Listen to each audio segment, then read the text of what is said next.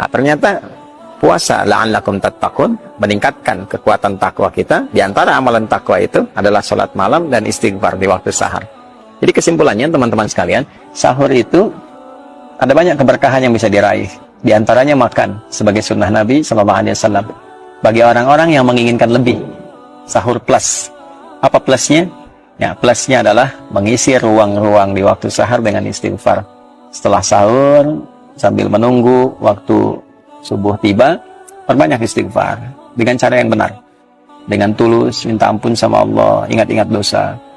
Kalau bisa nih diurutkan, masih panjang Ramadan insya Allah ke depan ya, masih ada waktu yang sangat cukup. Hari pertama untuk istighfari pikiran yang kadang-kadang kurang tepat, istighfari telinga yang salah dengar, istighfari mata yang salah melihat.